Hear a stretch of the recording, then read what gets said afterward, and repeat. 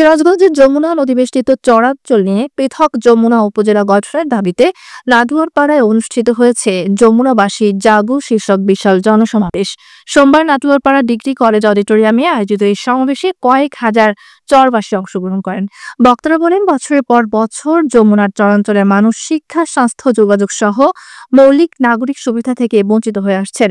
সমাবেশ থেকে 4 দফা দাবি উত্থাপন করা হয়। যমুনা নদী বেষ্টিত চরাঞ্চল নিয়ে পৃথক উপজেলা গঠন, নদী ভাঙন রোধে স্থায়ী বাঁধ নির্মাণ, চরাঞ্চলের শিক্ষা, স্বাস্থ্য ও অবকাঠামোগত উন্নয়ন, কৃষি ও পুনর্বাসন প্রকল্প বাস্তবায়ন বক্তারা অভিযোগ করেন। চরাঞ্চলের হাজারো মানুষ নদী ভাঙন, কাঁচা রাস্তাঘাট, শিক্ষা, চিকিৎসার সংকটে প্রতিনিয়ত ভোগান্তির শিকার হচ্ছে। এই বঞ্চনা থেকে মুক্তি পেতে হলে দ্রুত যমুনা উপজেলা গঠন করা ছাড়া বিকল্প নেই। সমাবেশ শেষে একটি শান্তিপূর্ণ মিছিল কলেজ চত্বর থেকে বের হয়ে স্থানীয় বিভিন্ন সড়ক প্রদক্ষিণ করে। বক্তারা সরকারের প্রতি দ্রুত প্রশাসনিক উদ্যোগ নেওয়ার আহ্বান জানান।